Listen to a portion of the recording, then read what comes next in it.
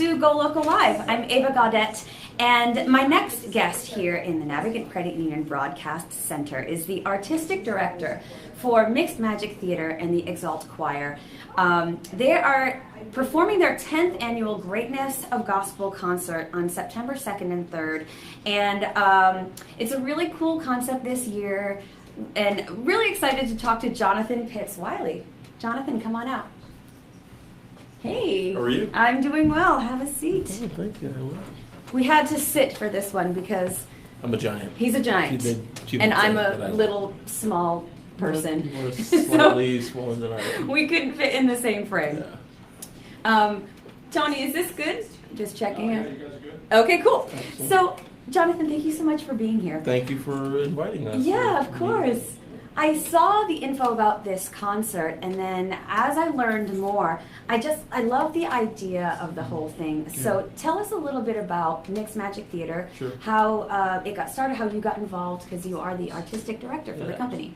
Well, I certainly wouldn't be the artistic director without my parents, Ricardo and Bernadette. Who we know Who- because yeah. he's a friend of the show. Ricardo Yes. was on Go Yeah. Local Live with Molly when he won the Rhode Island Pell Award this year. So very Yeah. impressive. Really impressive family. Yeah, well, we'll keep them around.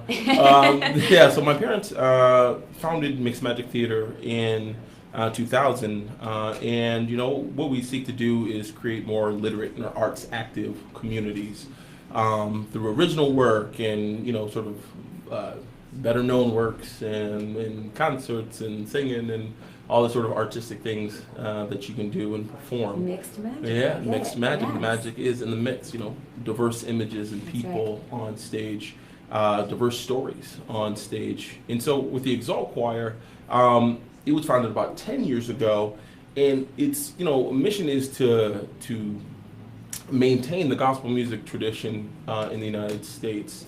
That it's just such a rich and incredible tradition, and we love that sound and we love that music, and it's kind of funny actually. People will be like, "So is it like a church?" And I'm like, "Nah, you can, that is not up to us. Yeah, right.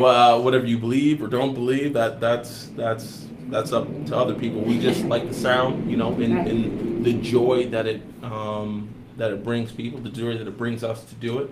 My wife is the director of the Exalt Choir, my wife Kim, and she's doing an incredible job.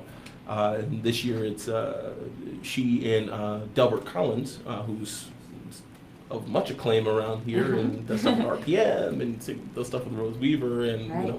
legends all around and all this. Yes, yes. So we're very lucky to really be able to bring their talents into the choir and for this for Colorways.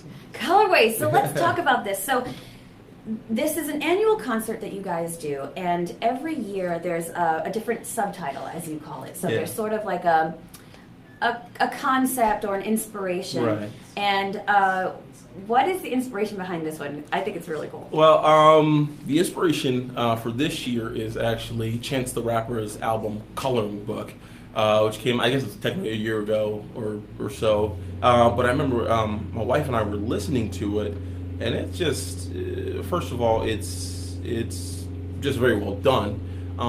But the joy and the passion, and while it's a hip hop album, but it's a gospel music album, and I think it's actually one of the better gospel music albums that came out last year. And it really, I think, deals authentically with the struggles of faith and fame and all the sort of things that many people of faith or from that tradition or background deal with. And also the music's really good, and some of the music that he sampled or did sort of parts of is really kind of fun. Yeah. And so we were listening to it, and and I forget which track number it is, but the song "How Great" that Chance does with Jay Electronica, another just wildly talented guy. There's this line that he has that says "Shabbat, Barak, Edify," and just those three words just jumped out to me. And so I kind of did a little homework on, I know what edify means, but, I was like, what is Shabbat and Barak? Shabbat is to shout and to praise, and make a joyful noise unto the Lord. And Barak is to kneel and to humble yourself before the Lord. And conceptually, we just found it to be really fascinating, So we sat down, myself, Kim, and Delbert, and just kind of were like, what do we think are some Shabbat type songs? What do we think are Barak type songs? What do we think are edify type songs? and we have a list. We have a list of songs that are more in the tradition, and then songs that would not be called technically gospel music, right. but music that has that same spirit or feel. Right. And it was hard whittling down the list. There's I'm a lot of sure. there's a lot of great songs, And especially if you're willing to sort of get outside of that gospel box and you're Sure. going into different kinds of pop music and rock music. Exactly. And it's about, again, it's ultimately about the feeling. Yeah. It's ultimately about the feeling. I can't, as I said, I can't speak to what that. I actually had a buddy who plays with us, and has done work with the Exalt Choir before, and he kind of was like, what's your take on that? He never really asked me the question, and I'm like, hey man, that's.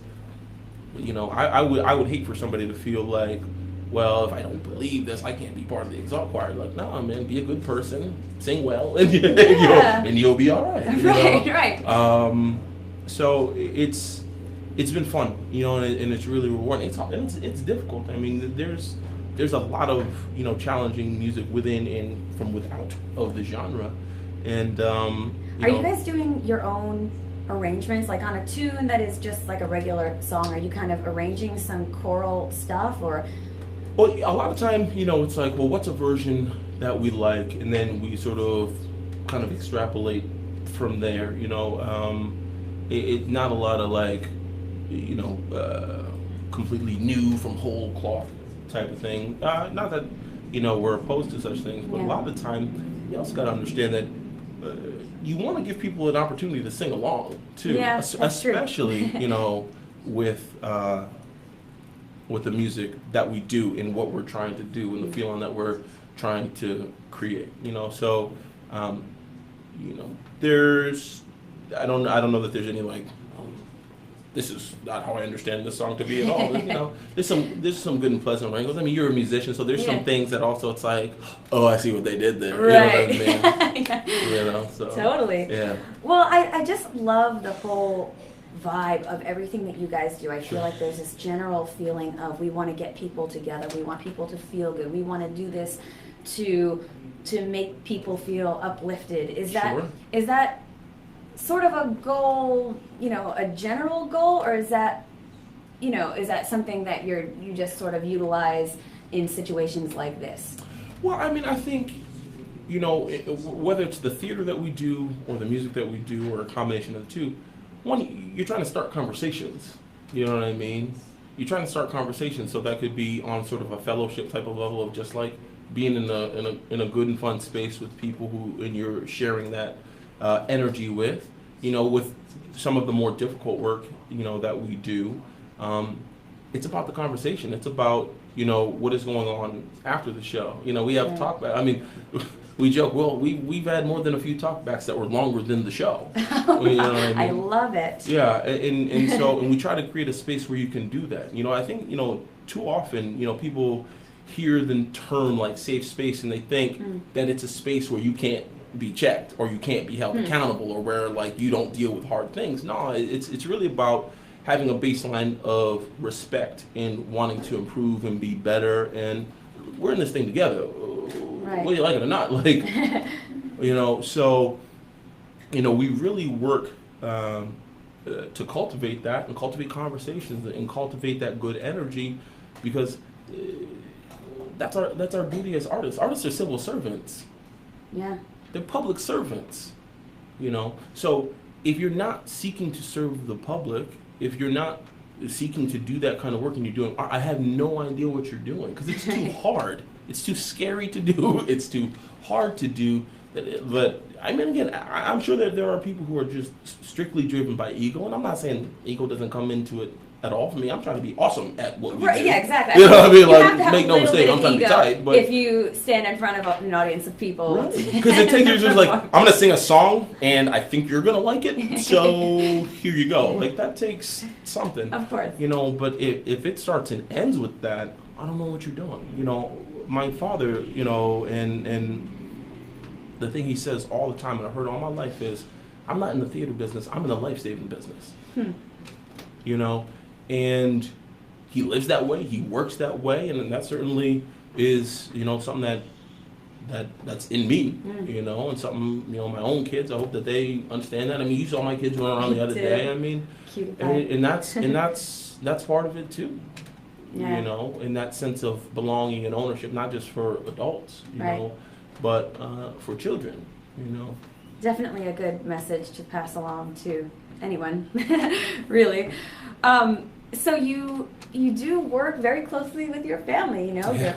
You're working with your dad, you're working Yeah. with your wife. Yeah. How does that go? I mean, I think probably at this point Today? I know, exactly.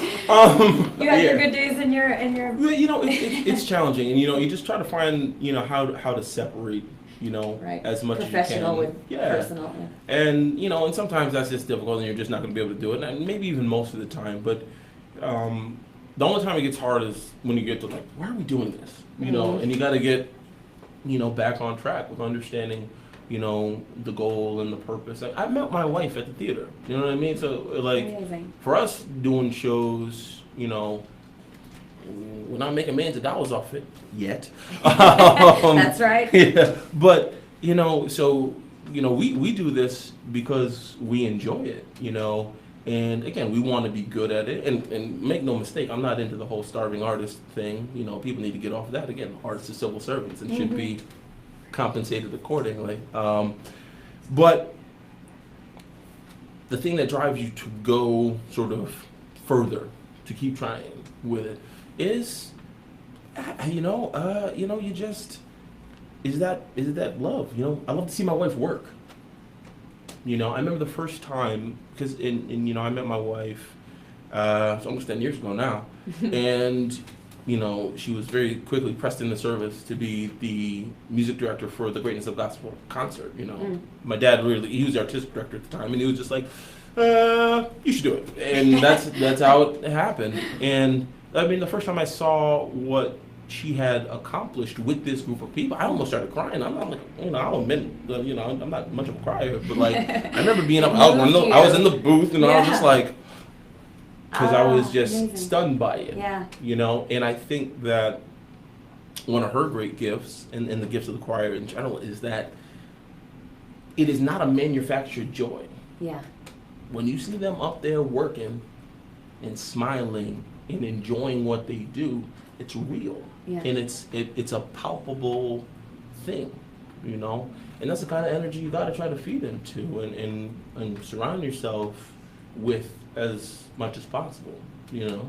I'm not much of a singer, but I like to sing with my wife. Yeah. You know what I mean? I know you guys sounded great. Well, she's really good. And so it's like, oh, well, it was okay. So she's really good and she's playing. And okay, so he can carry a tune. It must be okay. Like, nah. Well, but like you said, when it's coming from this really genuine place of love and joy, it's going to sound good. You know, it's going to be good. Yeah, and just giving people a chance to invest into it, you know, and giving people a chance to feel good as well. I mean,